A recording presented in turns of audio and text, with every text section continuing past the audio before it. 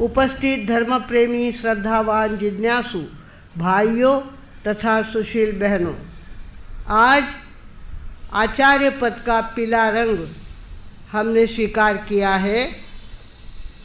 आज हमारा आंबिल की होली का तीसरा दिन है।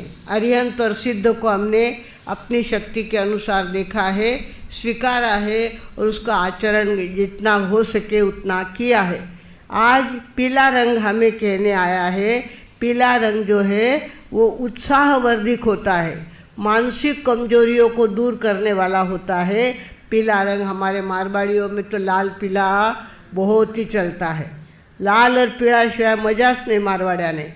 लाल और पीला कलर, आज देखो कितना पीला कलर हमारे बहनों के हर एक घर में होती है। पीले रंग की साड़ी और लाल रंग की साड़ी होती है। तो इस तरह से आज हमारा पीला रंग सुशोभित हो रहा है सभा के अंदर, और ये खास करके ज्ञान के तंतुओं को स्फूर्ति देता है, सक्रिय करता है। ज्ञान के तंतुओं को सक्रिय करने वाला पीला रंग होता है। और इसका कलर, इसका स्थान यहाँ विशुद्धि केंद्र, ये पीले रंग का स्थान है, यहाँ पे होता है। और ख़ास करके साक्षात्कार की शक्ति पीले रंग के अंदर भरी हुई होती है। अगर आप लोग, आपके घर में कोई नशा कर रहा है, कोई गलत रास्ते पे जा रहा है, पश्चिम दिशा की तरफ मुंह करके आप ओम ह्रीम श्रीम नमो आयर्याणम का जप करो तो सामने वाले की बुद्धि पलट जाती है। शराब पीता हो तो छोड़ देता है, गलत गली में जाता हो तो उसकी वो गलत गली बंद हो जाती है। अपने आप घर के व्यक्ति के व्यसन दूर करने हैं तो पश्चिम दिशा में मुंह करके नमो आयर्याणम का जाप करो तो उसका फल। पीले रंग का ध्यान करना, उसके साथ पीले रंग का ध्यान करना, पीले रंग की माला फेरना, सब कुछ करना। इस तरह से ये अनुशासन और मर्यादा का प्रतीक है। इसके लिए देखो सभी की शादियों में हल्दी का कार्यक्रम होता ही है, चाहे महाराष्ट्र हो, चाहे मारवाड़ी हो, चाहे गुजराती हो। वो पीले रंग की कुछ ना कुछ पीठी का काम पीला रंग करने लगाने के लिए करते ही है। पीला रंग शादियों में बहुत ज़्यादा उपयोगी होता है भगवानों। इस तरह से पीले रंग की अपनी एक विशेषता है और इसका उपयोग सभी समाज के लोग अपने अपने ढंग से करते हैं। भगवानों, आज हमारे आचार्य के कितने गुण हैं? आज सबसे बड़ी साधना है, 36 लोगों का ध्यान है और 36 वंदना करनी है। तो आचार्य के 36 गुण कौन से हैं?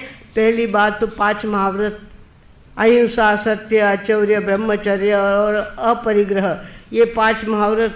फिर 5 आचार, ज्ञानाचार, दर्शनाचार, चारित्राचार, तपाचार्य और वीर्याचार। इस तरह से 5 इंद्रियों पर कंट्रोल करना। उसके बाद 4 कषाय, क्रोध, मान, माया, लोभ, इस पर भी कंट्रोल करना। 9 शुद्ध ब्रह्मचर्य का पालन करना।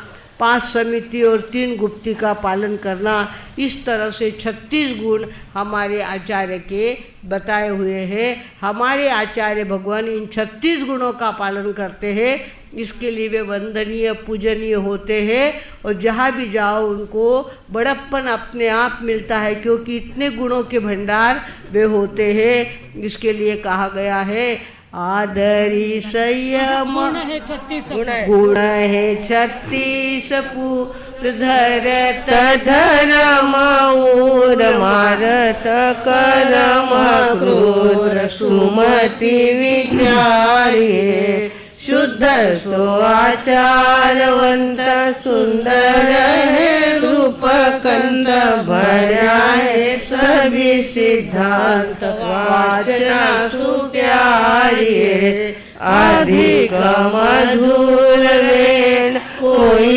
नहीं लोपे के सकल जीवों का से तीरथ पारिये कहे तत्लोकरी खहितकारी देते सीख ऐसे आचार्य जी को वंदना हमारी है प्रभु। ऐसे आचार्य जी को वंदना हमारी है। हमारा पीला कलर ये कंट्रोल करने वाला कलर है। जब तक लड़का और लड़की कंवारी होती है तब तक उनके लिए 100 वर और 100 घर खुले होते हैं। कहीं भी जाकर उनके लिए देखते हैं, किंतु जब उसका नक्की हो जाता है उसके बाद 100 घर और 100 वर सारे माइनस हो जाते हैं। एक ही वर और एक ही घर उसके लिए पक्का हो जाता है।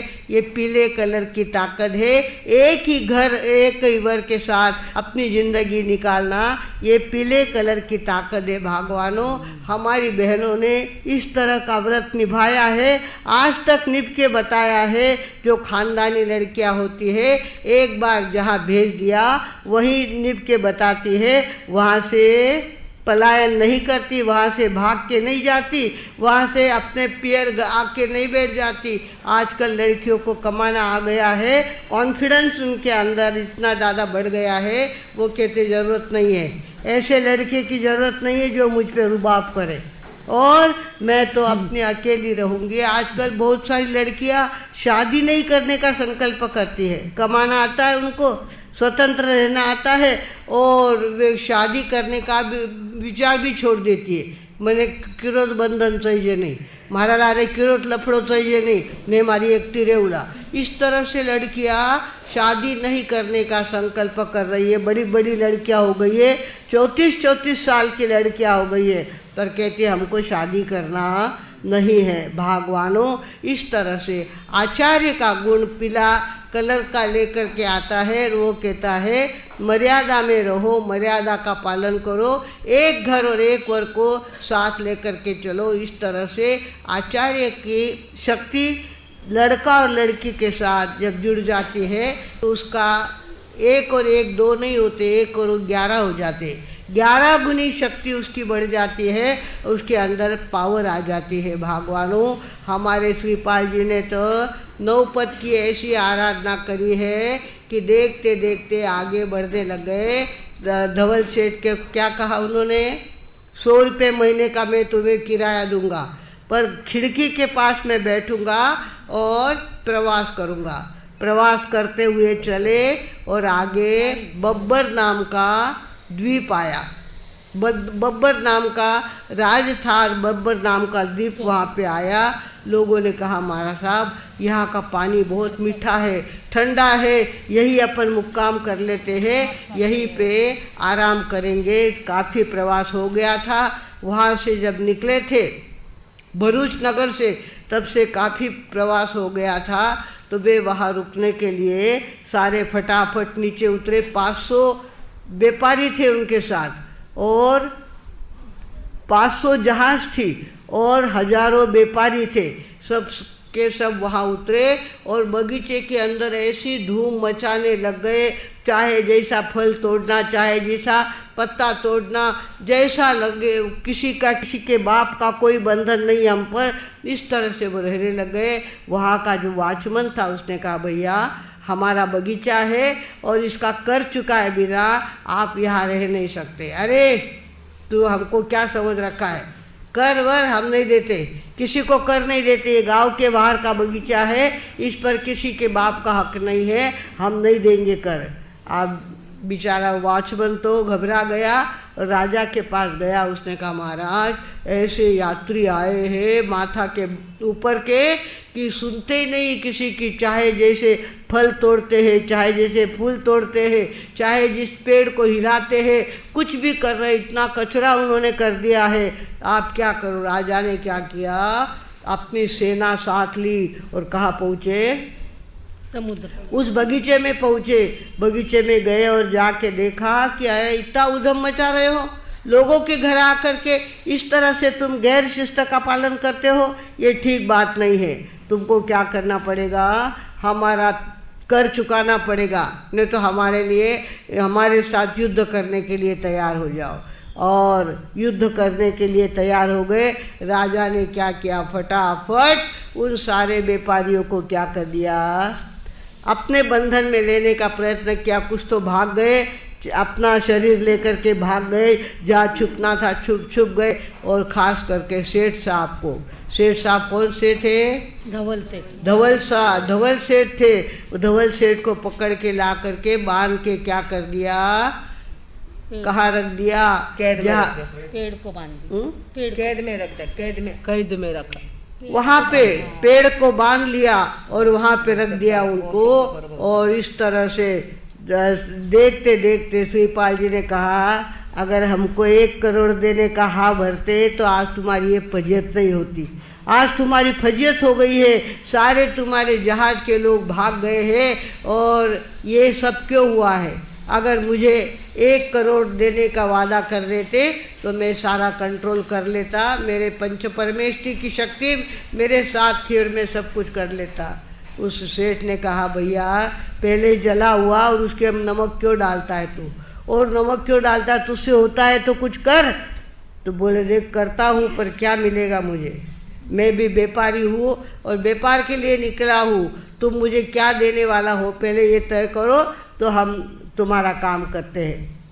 तो सेठ साहब तो अटके हुए थे, बंधन में फंसे हुए थे, राजा के आगे कुछ चल नहीं रहा था। उन्होंने कहा, देख तू अगर मुझे छुड़ा देता है बाइज्जत तो मैं आधे जहाज तुझे दे दूंगा, आधे 500 के 250 जहाज तुझे दे दूंगा और तेरे मन जैसा करूंगा, पर तू हमको इससे छुड़ा ले। श्रीपाल जी गए राजा के सामने और कहा, इतना युद्ध किया पर मेरे साथ युद्ध नहीं किया तो क्या फ़ायदा? मेरे साथ युद्ध करे। अरे तू तो छोटा बच्चा है, तू क्या करेगा?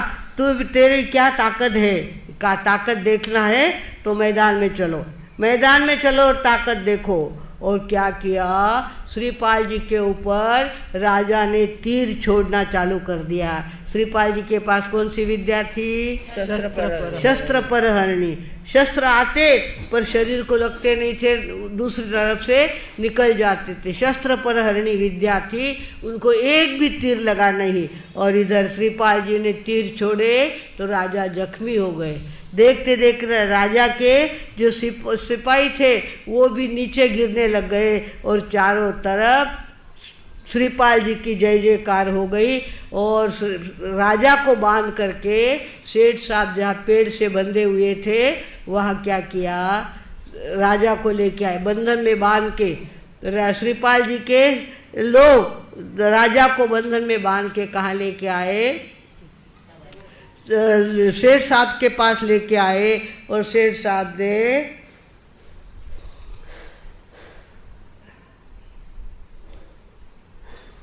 तो सेठ साहब ने राजा को बंधन में देखा और उन्होंने कहा, अब क्या करो? राजा का बंधन छोड़ा।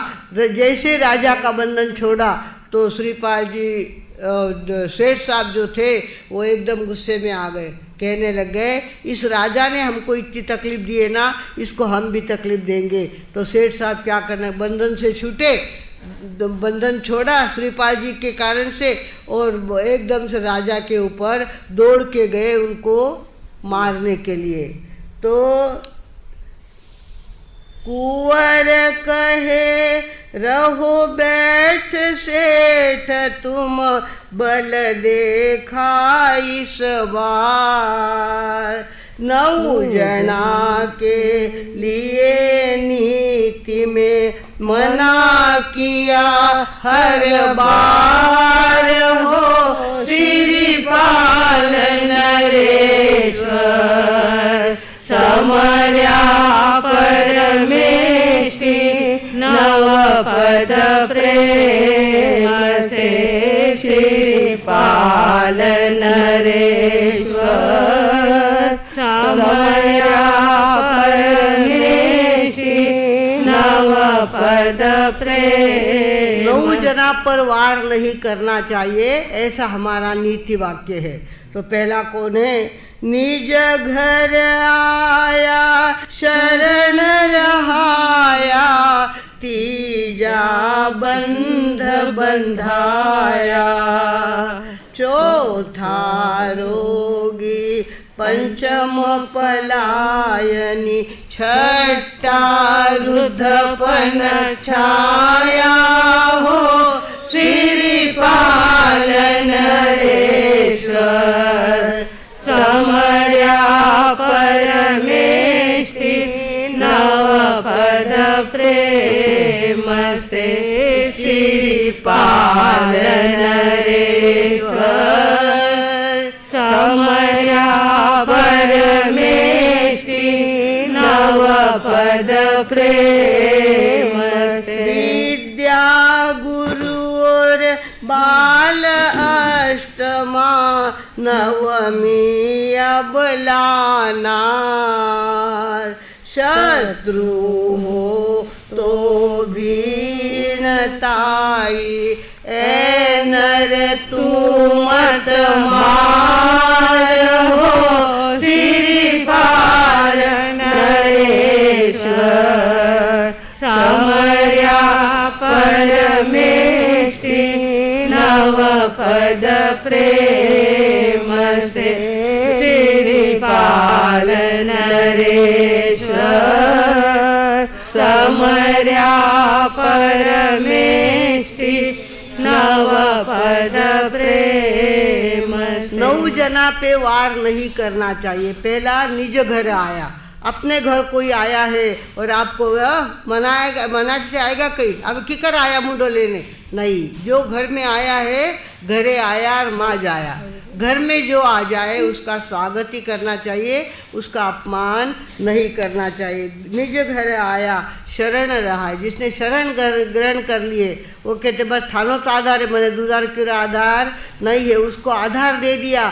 फिर चाहे जितना संकट आवे तो भी सहन करना, पर उसका आधार नहीं तोड़ना। निज घर आया शस्त्र करहाया तीजा बंध बंधाया, तीजा बंध बंधाया, जो बंधन में बंधा हुआ है उस पर वार नहीं करना चाहिए। चौथा रोगी, जो बीमार पड़ा है और आप सोचो तू घनो त्रास दिया मने, आबे आबे खा खा गटको, इस तरह से बीमार को सताना नहीं चाहिए, बीमार पर वार नहीं करना चाहिए। पंचमा पलायनी, जो जान लेके भाग रहा है उसके पीछे भागना हमारा काम है नहीं। छठा वृद्धपन छाया, सासू बूढ़ी हो जाती है और फिर बहू क्या होती घना घना जोर करता ना, अबे करो जोर, अबे बूढ़ा पाएगो, सासू ने जोर नहीं करीजे अरे उन्हें अजून ज़्यादा त्रास दो नहीं। बूढ़ी सासू हो जाने के बाद पीछे की बातें याद करके सासू को या ससुर को दुख नहीं देना चाहिए। छठा वृद्धपन पाया विद्या गुरु, जिसने कुछ सिखाया हमको, जिससे हमने कुछ सीखा है उन पर वार नहीं करना चाहिए। छोटा बच्चा चाहे दुश्मन का भी क्यों ना हो तो उसको भी संभालना हमारा काम होता है, उसकी रक्षा करना हमारा काम होता है। जयपुर के अंदर सच्ची घटना घटी, कट्टर दुश्मन थे और लड़का सड़क पे आ गया। जयपुर की सड़कें चौड़ी चौड़ी है, सड़क पे लड़का आ गया और दुश्मन देख रहे थे ये दुश्मन का पोता है, पर देखा कि रास्ते में है, गाड़ी के नीचे आ जाएगा। दुश्मन ने उसको बचा लिया, उठा के लेके आ गए और अपने दुश्मन के हाथ में सौंप दिया, कहा तुम्हारा बेटा संभालो, ये सड़क पे आ गया था और इसका कुछ भी उल्टा सीधा हो सकता था, हम बचा के लेके आ गए। भगवानों, छोटे बच्चे को भी दुश्मन समझ करके उस पर वार नहीं करना चाहिए। और नवमी अबला अनार, अबला स्त्री अगर कहीं भी संकट में अटकी है, वो चाहे दुश्मन के घर की है, फिर भी उसकी रक्षा करना हमारा काम है। इस तरह से इतने लोगों को नहीं मारना चाहिए, ऐसा हमारे नीति में कहा हुआ है। इस तरह से बब्बर राजा को बंधन से मुक्त कराया और चारों तरफ आनंद आनंद हो गया। सेठ जी भी मुक्त हो गए, राजा भी मुक्त हो गए। राजा ने ये सारी बातें श्रीपाल जी के अंदर देखी, सोचने लगे बाप रे, इसो छोरो तो ढूंढा मिलना नहीं, ऐसा लड़का मिला है और मेरी लड़की ऊपर हुई है, उसके साथ इसकी शादी करना कितनी ज़रूरी है। उन्होंने कहा हमारे घर आप पधारो, हमारे घर का आहार ग्रहण करो, उसके बाद जहाँ कहीं भी जाना है वहाँ चले जाना। तो श्रीपाल जी को धवल सेठ ने कहा अपने को आगे रत्नद्वीप जाना है, देर हो जाएगी। उनको तो पेट में दुखता था ना, श्रीपाल जी की कोई भी प्रगति हो तो उसका पेट में अपने आप दुखने लगता था। तो उसने कहा अभी अपने को जाने की फुर्सत नहीं है, अपने को रत्नद्वीप जाना है। सेठ साहब ने कहा, देखिए साहब, मैंने कोई आपकी सर्विस स्वीकारी नहीं हुई है, आपका नौकर नहीं हूँ मैं, और मुझे मान सम्मान से बुला रहे हैं तो उनके घर मुझे जाना है, आपको जल्दी है तो आप चले जाओ। अब जाए ने जावे कटे, इतो चोखो छोरो छोड़ने जाओ, सकाल संकट आएगो पासो तो माथा ने तान उजावे। तो बेचारा सेठ साहब तो किनारे पर अटके रहे, बैठे रहे, और श्रीपाल जी को कहाँ लेके गए, अपने राजमहल में लेके गए, इतने धूमधाम के साथ उनका स्वागत किया, और उसके बाद उनके भोजन की तैयारी की। ऐसा भोजन बनाया कि देखते रहो, और लड़की को परोसने के लिए बुलाया, लड़की को परोसने के लिए बुलाया। लड़की देखो तो साक्षात अप्सरा थी, इतनी सुंदर लड़की थी। और श्री राजा ने कहा, श्रीपाल जी, मेरी इस लड़की को आप स्वीकार करो, मेरे जवाई आप बन जाओ। उन्हें कहा, मेरा जात नहीं जानते, पात नहीं जानते, मुझे आपको पता नहीं मैं कहाँ का हूँ, किस ज्ञाति का हूँ, किस धर्म का हूँ, कुछ भी पता नहीं तुम्हें, और कैसे आप कहते हो कि मेरी लड़की को आप स्वीकार करो। तो कहा कि देखो, हंस को पूछना नहीं पड़ता कि तेरा बेटा कौन है, हंस के बच्चों को देख के बाद ध्यान में आ जाती है कि इसके माँ बाप कौन है, हंस ही है। हीरा देखने के बाद पता चल जाता है, हीरे की खान से निकला हुआ ये हीरा है। तो आप कौन हो ये हमको पूछने की ज़रूरत नहीं है, और हमको आप बहुत पसंद आ गए हो, आप हमारे जवाई बन जाओ। तो मौनम स्वीकृति लक्षणम, उन्होंने स्वीकार कर लिया, और देखते देखते धूम धड़ाके के साथ अपने बेटे की शादी, अपनी बेटी की शादी बब्बर राजा ने किससे कर दी, श्रीपाल जी, श्रीपाल जी के साथ शादी कर दी। क्या नाम था उसका, मदन सेना। लड़की का नाम क्या था, मदन सेना। मदन सेना की शादी उसके साथ कर दी। शादी करने के बाद माँ बाप ने उनको सीख दी है, बेटा जहाँ भी जाओ अपना घर परिवार समझ के रहना, अपने देवर को अपना भाई समझना, अपनी ननद को अपनी बहन समझना, अपने सास ससुर को माँ बाप समझना, पर वहाँ पे टिक के रखना। आदि सारी बातें कही, और बाँचते गाजते उनको समुद्र किनारे लेके आए। समुद्र किनारे उनके जहाज़ थे, उनके लोग थे, वहाँ पे समुद्र किनारे में लेके आए। तो धवल सेठ कहता है, खाली हाथ आया था, मैं तो 500 जहाज लेके आया था, और ये तो खाली हाथ था, कुछ नहीं था इसके पास। जो देखो इतना ठाट लेकर के शहर में से वापस यहाँ पे आया है, और साथ में इतनी सुंदर लड़की लेके आया है। मेरी सेठानी तो वहीं रह गई है, और ये देखो इतनी सुंदर लड़की अपने साथ लेके आ गया है। अब से धवल सेठ का पेट बहुत दुख रहा था, पर उसका कुछ चल नहीं रहा था। श्रीपाल राजा बब्बर राजा थे ना, उनकी जहाज वहाँ पे समुद्र में थी, 7 मंजिली जहाज थी, और जिसको सोने का पतरा लगाया हुआ था और हीरे जवाहरात उसको जड़े हुए थे, वो सारा अपनी बेटी को सीख में वो जहाज बब्बर सेठ ने श्रीपाल जी को दे दी। आज से जहाज ये तुम्हारा है, बड़े शौक से मैंने बनाया था, अब ये तुम्हारा है। बेचारा धवल सेठ तो इतना पेट दुखने लग गया उसका, पर कुछ चलता नहीं था, कुछ चले नहीं। पुनवानी के आगे क्या करे, पुनवानी अपनी अपनी काम करती रहती है। इस तरह से सेठ साहब ने देखा कि 7वीं मंजिल पे दोनों चढ़ रहे हैं। पिता ने कहा, बेटा 7वीं मंजिल पे जाओ, तुम दोनों वहाँ पे रहो, तीसरा कोई बात डिस्टर्ब नहीं करेगा तुमको, वहाँ जाके बैठो। 7वीं मंजिल पे अपने बेटी और जवाई को बैठाया, बड़े धूमधाम से उनकी विदाई दी, और उसके बाद राजा अपने महल में वापस आया। और श्रीपाल जी के जहाज कहाँ चले गए, श्रीपाल जी का जहाज कहाँ निकल गया, रत्नद्वीप की ओर चला गया। श्रीपाल नरेश्वर समर्या परमेष्टि नव पद प्रेम से, श्रीपाल नरेश्वर समर्या परमेष्टि नव पद प्रेम से। इस तरह से श्रीपाल जी ने राजा ने श्रीपाल जी को क्या दिया, अपना 7 मंजिला जहाज उनको दे दिया, सोने का पतरा लगाया हुआ, हीरा जवाहरात जड़ी हुई वो सारा जहाज अपनी बेटी को उन्होंने दे दिया।